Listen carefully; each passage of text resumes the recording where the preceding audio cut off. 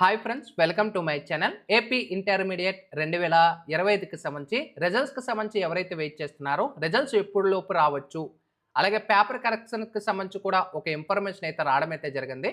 ఈ అప్డేట్ వల్ల కొంతమందికి ప్లస్ పాయింట్ ఉంటుంది, కొంతమందికి మైనస్ పాయింట్ కూడా ఉంటుంది. ఏంటనేది ఈ డీటెయిల్గా ఈ వీడియోలో అయితే డిస్కస్ చేసుకుందాము. దానికంటే వీడియో ఎవరైతే ఫస్ట్ టైం వాచ్ చేస్తున్నారో ఛానల్ అయితే సబ్స్క్రైబ్ అయితే చేయడం అయితే మర్చిపోవద్దు. ఇంటర్మీడియట్ అలాగే ఎంసెట్ రిలేటెడ్ అప్డేట్స్ అన్నీ కూడా ఛానల్లో రెగ్యులర్గా అయితే వస్తూ ఉంటాయి. అయితే ఏపీ ఇంటర్మీడియట్ అంటే ఇంటర్మీడియట్ 2025కి సంబంధించి ఎవరైతే ఎగ్జామ్స్ అటెంప్ట్ చేశారో సైదర్ ఫస్ట్ ఇయర్ కానీ లేదా సెకండ్ ఇయర్కి సంబంధించి రిజల్ట్స్కి సంబంధించి కూడా ఈ వీడియోలో డిస్కస్ చేసుకుందాం. అయితే మనకి ఇక్కడ చూసుకోవచ్చు, మనకి మెయిన్గా రికార్డు సమయంలో ఇంటర్ ఫలితాలు వెల్లడి కోసం అధికారులు హడావిడి, అంటే పేపర్ కరెక్షన్ అనేది చాలా స్పీడ్గా చేయాలని వీళ్ళు చాలా స్పీడ్గా ఉన్నారన్నమాట. ఇక్కడ మనం చూసుకోవచ్చు, మొదటి మార్చ్ 17 నుంచి ఏప్రిల్ 8 వరకు షెడ్యూల్ ప్రకటన. తాజాగా మనకి గడువును ఏప్రిల్ 3కి కుదించిన అధికారులు. యాక్చువల్గా మనకి పేపర్ కరెక్షన్ లాస్ట్ డేటు 8వ తారీఖున ఏప్రిల్ అనమాట. కానీ దీన్ని ఏప్రిల్ 3కే కంప్లీట్ చేయాలని అయితే వీళ్ళు టార్గెట్ పెట్టుకోవడం అయితే జరిగింది. రోజుకి 30 పేపర్లు లిమిట్ ఉన్నాయి, కానీ 45 పేపర్ల వరకు దిద్దేస్తున్నారు. అయితే మనకి రోజుకి అయితే ఇన్విజిలేషన్స్ ఎవరైతే స్పాట్ వాల్యుయేషన్కి వెళ్తారో, కరెక్షన్ చేసే స్టాఫ్ ఎవరైతే ఉంటారో, సో యాక్చువల్గా మనకి 30 పేపర్స్ వీళ్ళు కరెక్షన్ చేయాలి. కాకపోతే వీళ్ళు 45 పేపర్స్ అయితే రోజుకి కరెక్షన్ చేస్తున్నారు. ఎందుకంటే స్పీడ్గా వీళ్ళకి రిజల్ట్స్ డిక్లేర్ చేయాలి ఇంటర్ విద్యార్థులు, కానీ అది దృష్టిలో పెట్టుకొని వీళ్ళు తొందరగా కరెక్షన్ చేస్తున్నారు. ఇక్కడ మనకు చూసుకోవచ్చు, మార్చి 17 నుంచి ఏప్రిల్ 8వ తారీఖు వరకు యాక్చువల్గా మనకి షెడ్యూల్ అయితే ఫిక్స్ చేశారు. కానీ ఏప్రిల్ 3 నాటికే మొత్తం ప్రక్రియ పూర్తి చేయాలని తాజాగా ఆదేశాలను మనకి సమాచారం ఇవ్వడం అయితే జరిగింది.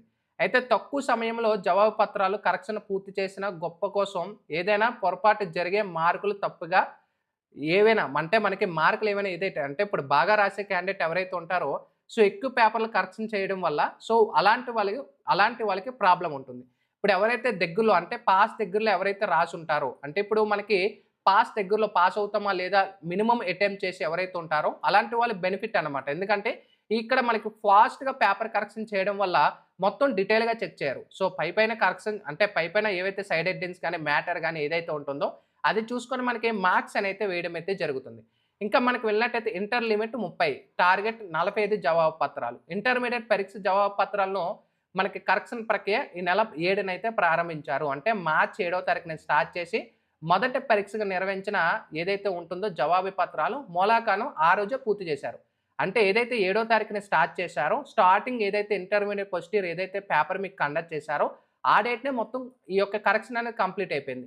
ఇంగ్లీష్తో పాటు ఇతర పరీక్ష పేపర్ను కరెక్షన్ ఈ నెల 17న ప్రారంభించి విడతలుగా వారిగా ఏప్రిల్ 8 నాటికి పూర్తి చేయాలని తొలిత షెడ్యూల్ అయితే నిర్ణయించారు. కానీ తర్వాత మనకి ఏంటంటే స్టార్టింగ్ డిస్కస్ చేసుకున్నాం కదా, 3వ తారీఖునైతే వీళ్ళు కంప్లీట్ చేయాలని అయితే అనుకుంటున్నారు అనమాట.